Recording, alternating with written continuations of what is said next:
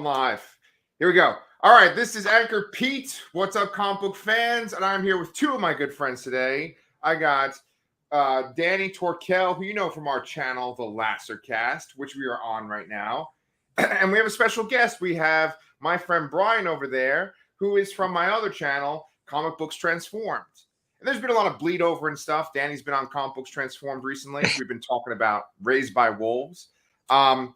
But for this month on the Lassercast, we are talking about science fiction / horror movies from the 80s. And so, Danny, what did we cover last week? Last week, we knocked out The Terminator from 1984. James Cameron's first big-time foray into sci-fi action after Piranha 2, The Spawning.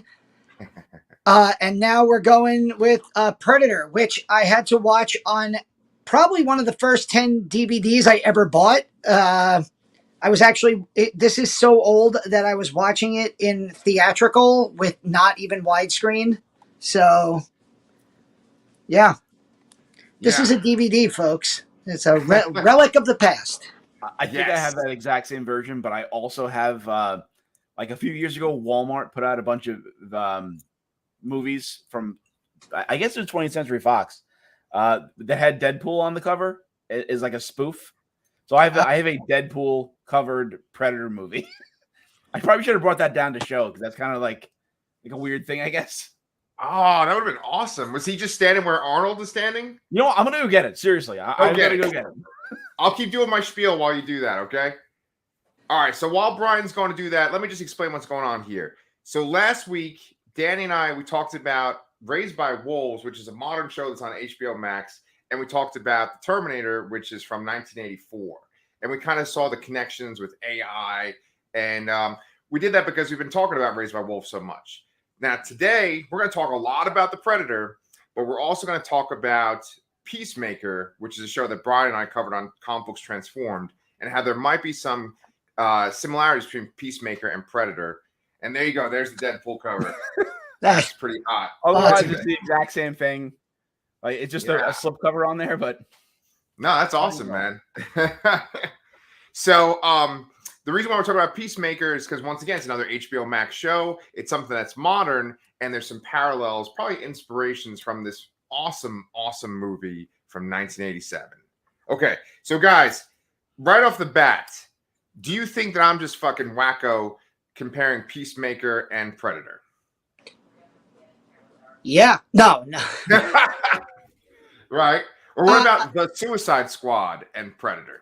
Well, the one thing that leaps out to me where you can compare, obviously we have the whole idea of science fiction, aliens or some kind of, things from other planets interfering and being the target of, a super soldier squad, which effectively this Arnold's crew is in this movie, Predator. But I think you can really look at them almost as a deconstruction of the action genre, a deconstruction of masculinity in the action genre, because the first half of Predator versus the second half of Predator, you have these macho, the largest muscled men on earth, who are taking their shirts off, they're flexing. I just watched the scene where they're literally pulling trees down. Come on, we need to pull these trees down. Take off your shirt. Urgh. And then the Predator comes and they just don't have an answer for him. And they're picked off one by one. They start to show fear. They start to show panic. They start to become actual, just real human beings with emotions. And those emotions are not what you would expect from this muscle-bound group of army guys going in to rescue people in the jungle. And then probably the most... the thing that I loved the most about Peacemaker was, and the most surprising thing was John Cena's ability to do just that. To be one of the largest men on earth, but also make me feel that he's an emotional human being with like PTSD from a terrible childhood and all these genuine emotions that come through when the situation and the people around him start getting into trouble. So that was the most connection that I took between the two. Was that aspect of it. Yeah, that's something I like about the movie too. I mean, this is really going to be rehashing what Danny just said, but just the general idea of a horror movie is that, there are people that are vulnerable and they're being, hunted or killed by something greater than them or stronger than them. And like Danny said, like these are huge macho ripped dudes, and this movie also has the greatest handshake of all time. Right. And then, you do slowly see them to be changed and become prey to this larger creature. And it's an interesting look at that. Yeah. I mean, you guys are both right. It's interesting because I think that there's a common trope, and it comes from before Predator. It probably goes back to like the 50s or 60s with army movies. But there's absolutely the idea of like a team that's like well honed, and they go into a situation and they realize that the situation they're facing is way worse than they anticipated. And you lose a lot of men, and maybe one survives by the very end or a few. But Predator really encapsulates that, and like it's like maybe the purest form of that. And I think that like the Suicide Squad movie that James Gunn directed, which that's very similar to his Peacemaker show. I think that it's kind of using that kind of structure, right? Of the team going in, losing a lot of men. And then, you realize that the mission you got sent on is not necessarily the same mission, right? In Predator, you're led to believe that they're going to rescue some hostages, but then you find out that it's like this CIA mission to take out this guerrilla group or whatever in the jungle. And Arnold doesn't sign on for it. And I think it's funny because if there's one scene that really, really stands out between the two that I feel like there's a real parallel, it's that scene in the Suicide Squad where the Suicide Squad attacks that guerrilla group in the jungle. And it's just basically Peacemaker and Bloodsport just like slowly dispatching guys. And it's very similar to this Predator scene where Arnold's team takes out all the guerrillas in the jungle, except Arnold's team is like super efficient. They're quiet. They, are just like, they get right to the point. And then Peacemaker's pretend like he's jerking off on a dead body or jerking off at Bloodsport. It's the parallels. It's all goofy and stuff in the James Gunn stuff. And in this, it's like super serious, And in both cases, go ahead. Oh, I was just going to say that I think I would have liked to watch both of these movies without knowing anything about them. I mean, I guess you could almost say that for Suicide Squad in the sense that you really didn't. I guess we did know Starro was going to be in it from the trailers, but just if you watch the first half of Predator, I mean, you think it is just like a Commando movie. Like you don't necessarily know there's going to be some weird, like crazy alien in this movie. And I agree with you, except, I'll argue this is maybe the one thing about Predator that I don't like, and I don't think they should have included. But before you even see the title, you see a spaceship like flying through space, and it like deposits like something that heads towards Earth, and then it's like Predator. And that's actually a throwback to the intro to The Thing. Like the exact same thing happens in The Thing. And so like you go in, if you're watching it for the first time, you're going in going, oh, this is about aliens. But then the first 30, 40 minutes is, like you were saying, Brian, it's all Commando stuff in the woods. It almost feels like a sequel to Commando, which came out 2 years earlier. And then all of a sudden you start to see like the heat vision stuff. And you're like, wait, what the fuck? Oh, yeah, that alien thing from the beginning. Yes. Okay. So I mean, even though I just watched the movie yesterday, apparently I forgot that fact. But anyway, I would have liked to have seen this movie with that, and then just have that surprise in there. I like when movies can kind of throw you for a twist, and you don't know it's coming. I feel like we, for the most part, see everything coming these days because you've seen everything done. But it's taking a genre, an action movie genre, and then turning it into a horror movie at the end. Like that's a cool concept. Yeah. I think horror movie fans, probably the greatest example we always go to is From Dusk Till Dawn. I think that if you cut From Dusk Till Dawn in two parts, like one is this sort of like heist brothers on the run movie, and then it like shifts dramatically into this vampire survival movie. And I mean, Predator maybe is the very first one. I think From Dusk Till Dawn, it's maybe the most severe where it shifts, because in From Dusk Till Dawn, there's no like clues. Whereas in Predator, you do have that ship scene that Danny mentioned, and then you do see the Predator's vision a couple of times before he takes out the first person. And also you see the guys in the tree too that he got from the original team too, you know. But like Predator, and I just wanted to like talk about like Suicide Squad and Peacemaker for one more thing, and then we could just dive full into Predator. But I think that it's interesting because in both the Suicide Squad movie and Peacemaker, there's like this initial plan that they have, and then it's like, oh, but there's this alien threat, you know. And I think that that's what Predator really is. It's like, oh, we got our initial mission, but then whoop, we're actually in this alien situation. And in Predator, it's kind of funny because they don't even know about aliens or anything like that, and they take on this force, and they're so fucking competent that even though they're getting attacked by like a super advanced alien, they're able to like take it on head on. And I know they get wiped out, but they're not just like a bumbling bunch of idiots. Whereas like in Peacemaker and in the Suicide Squad, you know, as the threat gets bigger, they kind of stumble and mess up. So if you guys have not seen Peacemaker or the Suicide Squad, I definitely recommend checking them out. But I think these guys are ready to go deep in for me for Predator right now. So my first question to you guys is this movie not just the best fucking movie on the planet? I literally wrote down on my paper, shit, this is a perfect movie. Like and John McTiernan did this and Die Hard back to back. Like that might be the greatest back to back since like Michael Bay did The Rock and Con Air. Nicolas Cage rather. Fuck Michael Bay. But John McTiernan directing this and Die Hard, like a perfect pure action movie, and then a perfect like action sci-fi horror movie.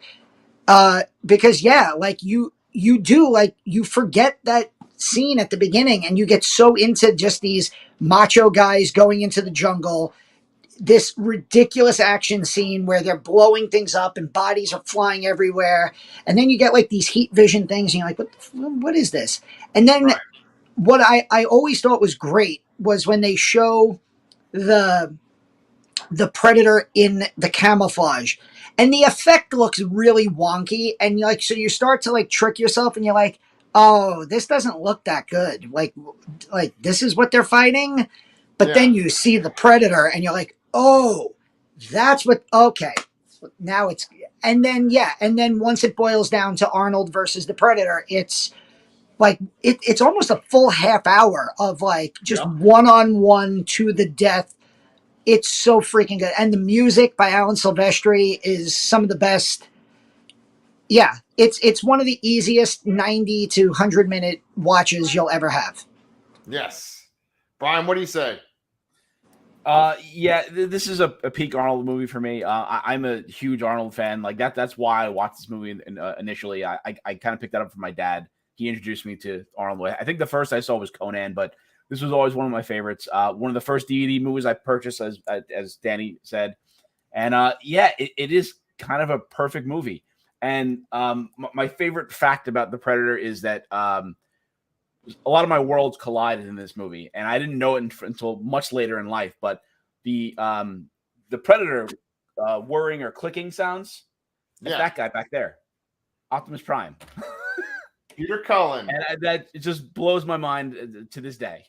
Yes, yeah, it is a perfect film. You know, on Twitter the other day they had this thing that said, name a movie that you would not change a single shot, a single moment of the movie. And people listed a whole bunch of things that you would expect.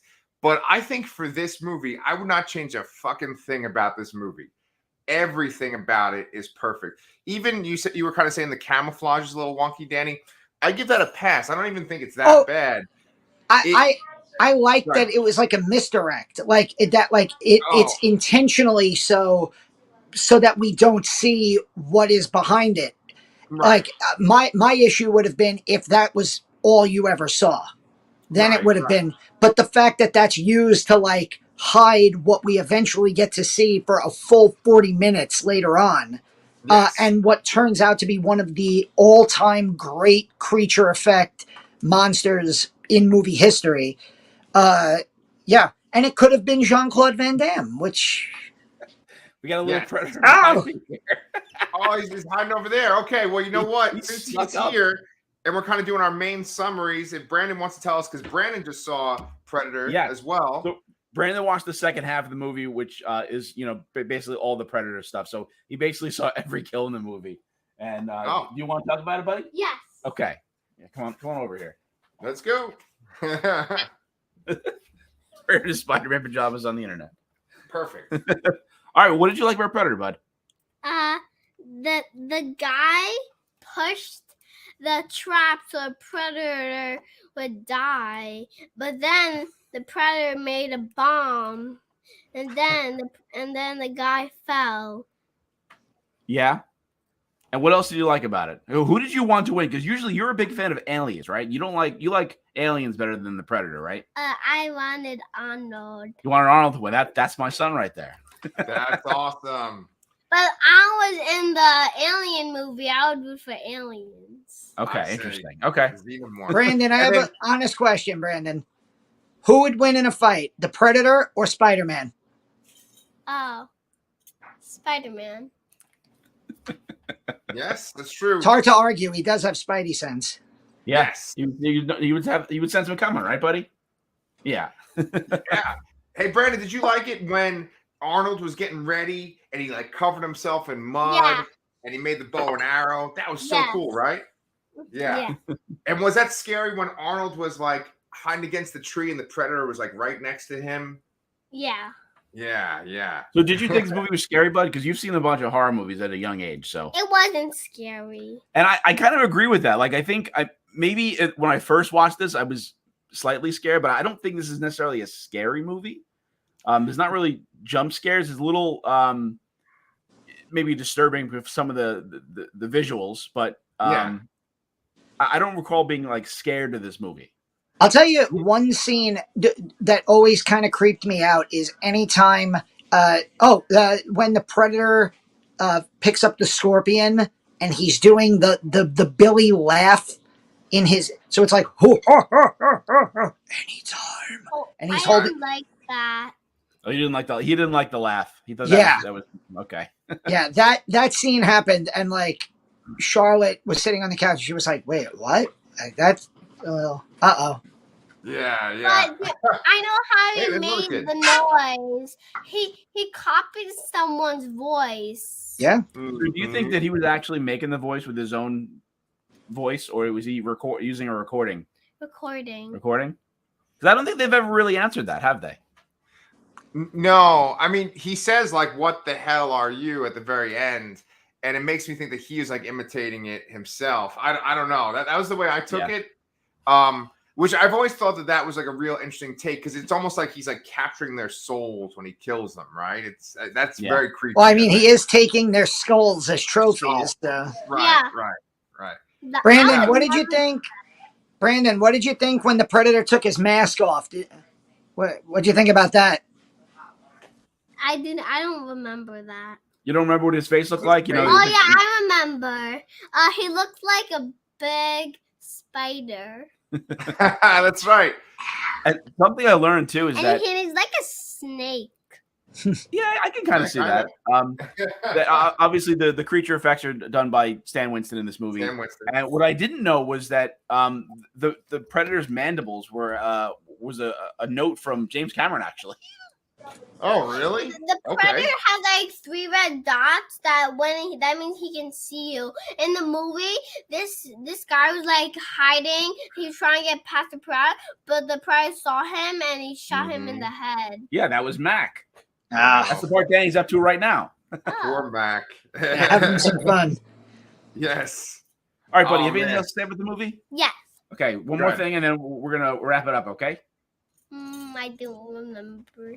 Okay. Wait, no, I didn't think.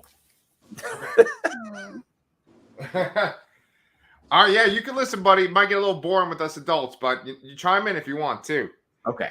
So one of the things too, and I wanted to go back to this because I think this is real important, is you mentioned the score, Danny. You said that it's by Alan Silvestri. It's this incredible score. I 100% agree with you.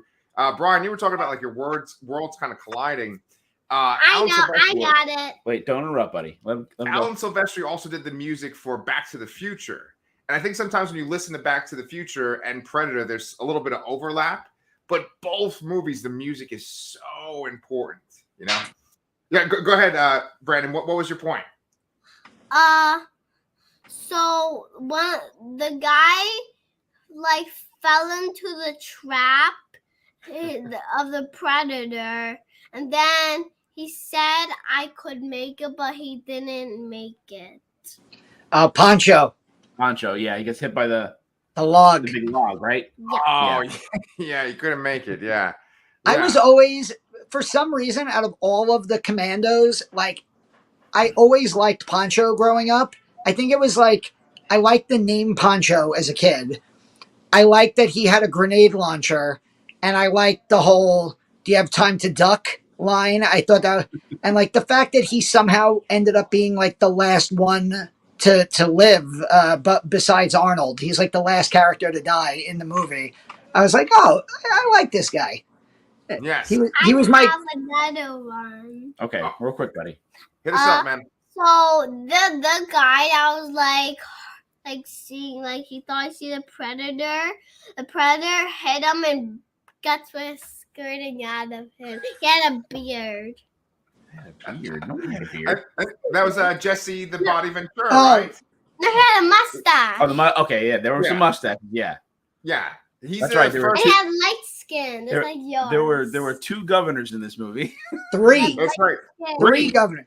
Sonny Landham, who played Billy, he ended up becoming a governor too. I don't remember what state, but yes, that was like a weird trivia fact. Yes. Yeah. He died very of the start of the movie. Well, that wasn't the start, but you came in the middle of the movie. That's why you thought that. Yeah. Yeah. Yeah, he gets taken out, and then Shane Black is actually the first one of the team that gets taken out. I think. What a shame. Oh, yeah. I think we should talk about the team itself, because the team itself is actually pretty incredible. It's not like there's like one disposable guy that you are like, oh, it's okay that he died. Every single person on the team, you feel bad when they die. You know, who's your favorite besides Arnold for each of you guys?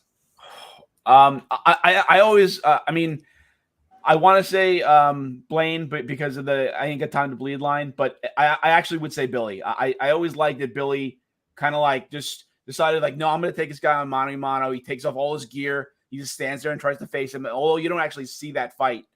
I always appreciated that. And I always liked his delayed response to what's Shane Black's Hawkins. name? Hawkins' jokes, like his like really dirty jokes. He just stands there and he just thinks about it for a second. And he just this really like over the top laugh, and which is the laugh that you hear, later on the end of the film.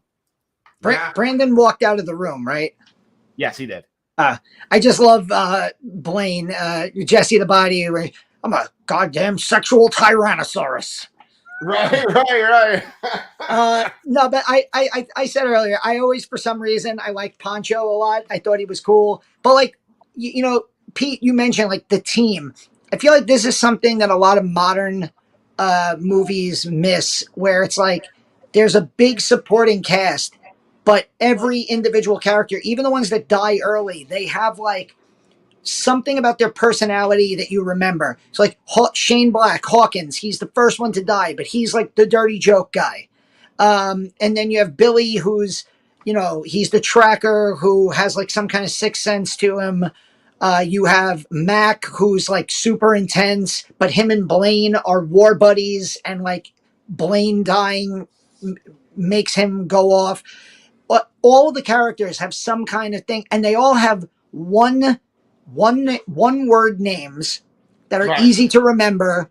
Correct. And even though they're all dressed up in the same like fatigues, camo fatigues, they all look different enough where you can just, the first time you see it, you go, oh, Billy, Blaine, Mac, Hawkins, Pancho. You know all the characters' names.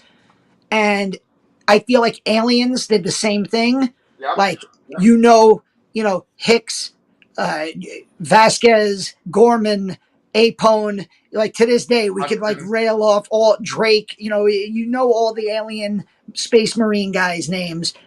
And I feel like it's such an easy thing to do. You give the characters simple names, you make them distinctive, even if they're on screen for 5 minutes. And a lot of modern movies don't do that. And I think it takes away from like modern action movies. I can't even think like I just watched The Atom Project the other day, like an action sci-fi movie. It's fine. But like it did nothing I haven't seen in a million other science fiction action movies before. Mm-hmm. And I'm never going to watch it again. Whereas like I will finish watching Predator for the 100th time as soon as we're done.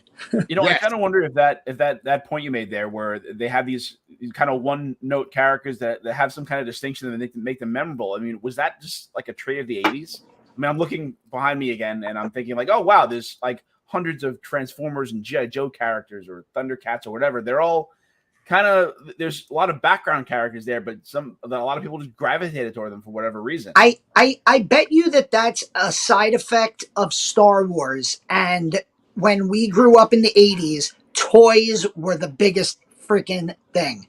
So like you saw a movie, you wanted to go and collect every toy from the movie.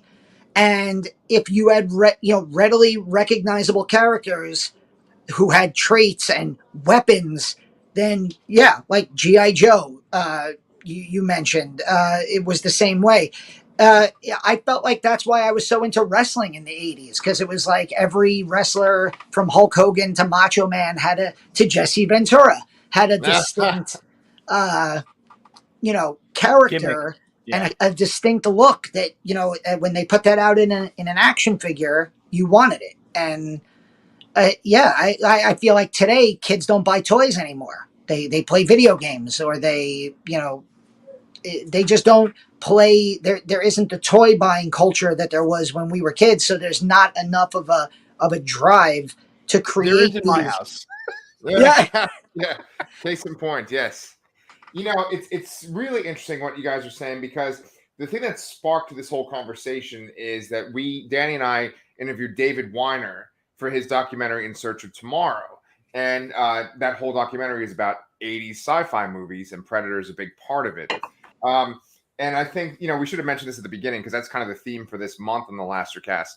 But the idea that like action figures might have inspired the action part of this movie, I think that makes a lot of sense, Brian. I think that's a really good point. And, the main guys are very memorable, like you said too, Danny. And like, there's like a distinct thing about each of them. I think that like, if we look at modern movies, because you guys are kind of comparing them to modern movies, I think, obviously the big blockbuster is the superhero movie. And I think that one difference, if we talk about these teams of characters, I think the problem with superhero movies, and especially like Marvel, is kind of like the definitive superhero movie template. When you have a team of people, it's like everybody has to be funny.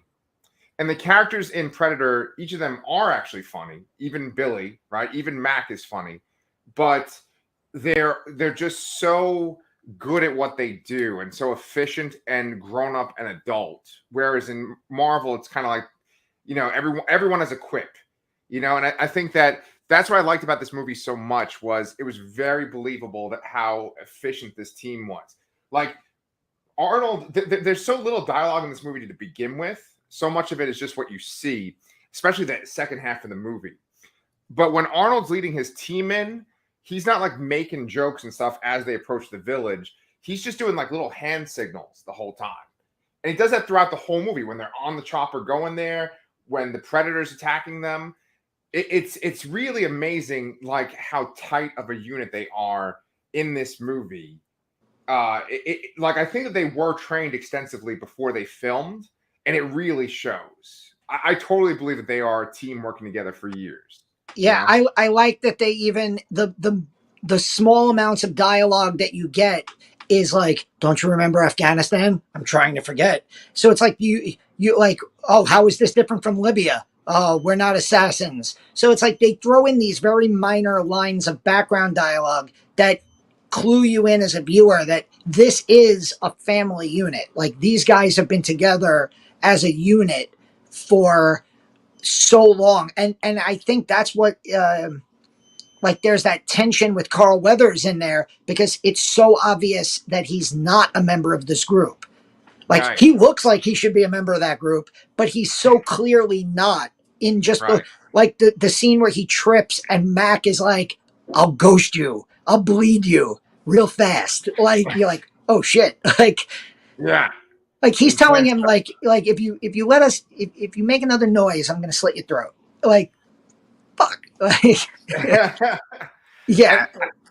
And I think like the difference between like an 80s movie is you could have that kind of dialogue and you can have heroes in a movie say that to each other and it's totally believable and it works with the story. I think that like as time has gone on from the 80s to now, you've gotten more and more obsessed with the lore, like more and more obsessed with like the predator aspect versus the adult human aspect. I think that that's what makes this movie click so well is that the main focus of this movie is the Commandos. And you just have this alien stuff, which is like, they don't go into detail of like, he only comes in the summer and he's a Yautja and they hunt. And like, you know that it comes in a very hot time because what's the woman's name? Anna. Anna, thank you so much. Man, my grandmother's name. Okay. Anna says that thing about like he comes only in the hottest years or whatever, but that's it. There's not this like elaboration on what the predator is. The audience has to kind of fill in the dots. And Arnold doesn't sit there and like explain what he thinks it is either. There's little things about, you know, if it bleeds, we can kill it. You know, it's using the trees. There's things like that. But it's not like they sit and talk about what they're facing. And I think that as the decades have gone by, we focused more and more on like the supernatural element versus like the adult, like these are adults interacting with each other. And that's a sharp contrast for what we have with modern day movies, you know? I think the movie also allows the viewer to, it doesn't do the modern thing of over explaining everything, like kind of what you said, but to the point where it's like, we can figure out just by what we're watching that this is some kind of intergalactic hunter. The fact that he rips the spine out and holds up the skull as a trophy. Okay. The fact that when it's one-on-one with Arnold, he takes off all of his weapons and he's like, let's go. You're the last one. It's you and me, mano a mano. It's like, oh, this is like a gladiator fight now. And like, it doesn't take 35 seconds to a minute of dialogue and exposition to explain, oh, right. I bet you he's this interdimensional hunter who stalks planets for their greatest warriors. Like, right. You don't need that. And that's what I really like also is it trusts the viewer to figure that out. I think it's really important to note about this movie too, that this is made in a very different time where you could still have a movie banked by a name. Like, you know, I don't think that's the case anymore. I think you need franchises. And I think when this was made, it wasn't intended to be a franchise. It was made as an Arnold vehicle. And that's what sold the tickets. This was Arnold. It was just the height of his popularity. Well, maybe not the height, but, you know, near height of his popularity. And that's what sold this movie. And then, but beyond that, afterwards, I think people did want to know more about the Predator. I think they did slip more of that lore in like Predator 2 and then in the Alien vs. Predator movies and so on. This is not a video about Predator 2, but I will fight and defend that movie to my dying day. I love Predator 2. I actually never watched it. Oh! I've never watched it. Good. I watched Predator because I was an Arnold fan. That's what made me watch it. And I think that's why I think angry about it that he wasn't in it, that I didn't want to watch it. But I feel like that's Predator 2, and I'll make a horror comparison because we're on the Lastercast. Predator 2 is Halloween 3. If people hate it because it's called this, but the main person that you want to see in it isn't there. Michael Myers isn't the bad guy of Halloween 3. So the people who shit on it in 1982 and when it came out, they were just upset about that. Predator 2, like you said, like Arnold's not in it, so F this movie. I love it. I think it's great. I think it adds a lot of that kind of like gives you some lore. It takes the Predator and it puts him in friggin' LA in the middle of a city. It's violent and gory as hell. Bill Paxton's in it. Yeah, it's a lot of fun. All right. Yeah. I'm going to go watch it after this. I hope it's on Tubi. Yeah. Well, it is on Tubi, actually. Nice. But here's the thing, Brian, we could actually have you back on the Lastercast, and maybe it won't be part of this In Search of Darkness month, because I think it's not in the 80s, right, Danny? It's in, Predator 2? Yeah, isn't it like 90? I think it's 1990, yeah. Yeah. So, but 89? Hey, if it's 89, we can throw it in there too. But if it's 90s, we'll do it Predator, after this. The first Predator. Oh, no, first Predator is 87. Okay. Yeah. But what I was going to say to that point, though, is if we're going back to our In Search of Tomorrow, they talk about Bill and Ted, right, and their excellent adventure. People always say about Bill and Ted's Excellent Adventure that the first movie is an iconic 80s movie, and it feels like an 80s movie. And then the second one feels very much like a 90s movie. And they're both set, one's in the 80s, one's in the 90s. That's the way that Predator and Predator 2 feel, too. Predator, the first one, feels like an 80s action movie. Predator 2 feels much more like a horror movie than the first Predator. And I forget who the director is, but he's like this really, he's really good with visual effects, the director of Predator 2. Stephen Hopkins? Stephen Hopkins, I think so. Yeah. I mean, there's some shit in Predator 2 that looks like really good. It's got that 90s vibe to it. I don't know. It also has a ludicrous Gary Busey performance, which most 90s movies did have. Point Break. Yes, yeah. Yeah, but all this stuff, and see, you guys are all the same age as me, or, we're pretty close in age. Like, all this stuff is so important to my childhood. Brian, you just showed your son. How old is Brandon again? 6, right? I think I was a little bit older, but I used to just watch Predator from when Arnold fell down the waterfall to the end. I used to watch that as a kid over and over and over again. When I'd come home from school, I just would watch that part over and over and over again, to where I almost felt like I didn't have to watch it again for this, because I'm like, okay, I know every shot that's going to happen, every noise, everything. And that's such a big part of my childhood. And that's the kind of thing, Danny, I think, or Brian, you were saying the movie's not actually really scary. And so, it didn't feel like watching a horror movie, like other movies that my mom would watch, but then she wouldn't let me see. She was okay with me watching the rest of this movie with intense violence, but it was just from that waterfall part on. And I think that, we should spend the rest of this part talking about that particular battle, because I think that that's, really incredible. The very end portion of the movie. Did you guys watch this a lot when you were a kid? Of course. Yeah. That's really the best part of the movie. It's Arnold versus the Predator, and it's just I really like that the Predator saw Arnold as a worthy opponent. I mean, that's the whole Predator thing, is that they're a warrior hunting culture, and they're about trophies and all that, and status from kills, and so he saw him as a worthy opponent. And he took off the mask and he got rid of the weapons, and they just went at it, and it was fantastic. Yeah. I also just love, you mentioned earlier, there's so little dialogue in this movie. There's almost nothing in the last 20, 30 minutes of the movie, because it's literally Arnold by himself versus, a monster that doesn't speak. And so you have, whatever you're watching is dictating what is going on. And, the fact that he crawls through the mud, and then you start to pick up on, he has to keep reapplying the mud. And then there's the scene where he leaps for the log and it breaks and he falls in the water. And the first thing you see is a cloud of the mud coming on. And you're like, oh crap. Now the Predator is going to see him. And you're like, it just builds so well. And him setting up all the booby traps really makes me realize how little I can actually do physically.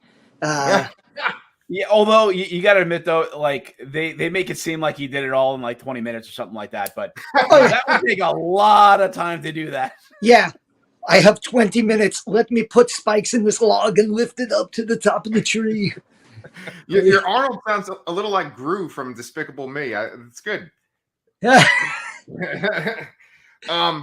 But like Brian, you said that like this movie was peak Arnold, and we're talking about him preparing these traps and stuff. I feel like this is maybe the most competent Arnold in any movie, even more than the Terminator, where he's a friggin' killing machine. I feel like Arnold in this is like just this amazing hero, where like he says all these little things. Like Anna goes to get the gun to shoot the Predator, he kicks the gun out of her hand. He's like, "No, don't use the gun. He didn't attack you because you don't have a weapon, right?" And he has all these observations every time, these little things, and like he's constantly just working around and being creative. And those traps, when I was a kid, I was just like, this is the most brilliant man that ever lived. He made these traps out of wood. Like I just thought he was like the coolest guy, Dutch. And so I think it's like maybe the most like heroic that Arnold's been, except maybe the T-800 in Terminator 2. I think this is. Right. I was going to say, like you said, Brian said is peak Arnold. Yeah. Arnold has, like, obviously in the Terminator movies, he's playing an android. In a lot of his 80s movies, there's Arnold one-liners, and there's like Commando is a borderline comedy, as much as it is an action movie, and we all love it for that reason. Like Running Man, which we're going to talk about next week. It's got science fiction, it's got action, but it's also got some of the great or cringy one-liners of all time, depending on your perspective. Once you got into the 90s, Arnold became Arnold, and like you started to expect certain things from his movies. This, though, was him as a human character, right? Like with no, aside from going stick around, I think there's no humor from him in the movie. Like there's really, it's him just as a ground, like you were saying, a grounded. He's smart he's as smart as he is freaking strong, because he's able to figure out that she shouldn't use the gun because he only goes after people with weapons. He's able to figure out that he uses infrared and to cover himself with the mud when he's building all the booby traps at the end. He knows all those booby traps at the end. So he's as smart of a human being as he is strong, and he's also vulnerable in the movie too. Like so, there's it really is probably peak Arnold in the sense that like every other movie he did during that peak stretch, probably 84 to 97, was either based around like him being the Terminator or him mixing action with like comedy one-liners. And this is not that at all. This is just... There are still one-liners in this movie, obviously. Oh, yes. Tons of one-liners. Almost every line in this movie is quotable. And I can't go through this whole entire interview without mentioning the band Austrian Death Machine, which I think you know, Danny, right? Yes. Awesome. It's a band that's just made up. It's a band that's made up and inspired by Arnold one-liners. So like there's a song, "Get to the Chopper," "If it bleeds, we can kill it," and all other one-liners from all those other movies, wow. And Predator probably has produced some of the better songs too, I would say, from that band. Yeah. Oh, but like even to that point, like the one-liners, aside from "Stick Around," all the one-liners in this movie actually make sense in terms of the plot. They're not like in Commando, like, "Stewardess, don't wake my friend. He's dead tired." Or "Remember when I said I'd kill you last? I lied." Like, Running Man is like, what happened to Buzzsaw? Oh, he had to split. And it's just like every line is like meant to, like when he says, "If it bleeds, we can kill it." That's like oh yeah, let's go. Let's get this guy. Cry, yeah. Yeah. And like when he yells, "Get to the chopper," it's like a panicked like scream for her to get to run.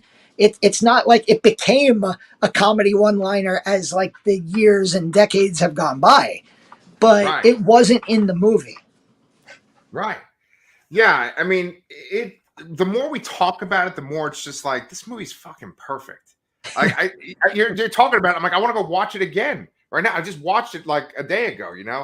It's so good, and it's a time capsule. Because it's from a different time. It's from that peak Arnold time, and we're so far removed from it. I mean, it came out in 1987. So what is that? That's like 35 years ago at this point now. That's fucking crazy to think.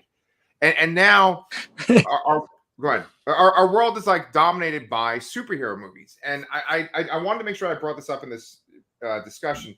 Patrick Willems, who's this like amazing YouTube film commentary guy, he did a whole video on Predator and how awesome it is. And I think I got some of my information from it too.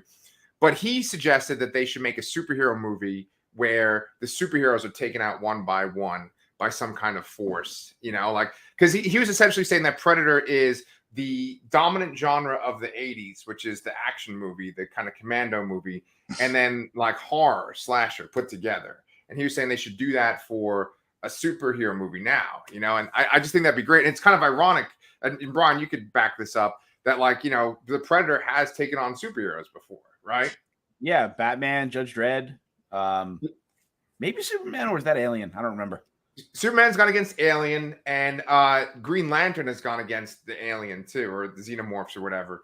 But that first Batman Predator comic is pretty fucking tight. That's a really good comic too.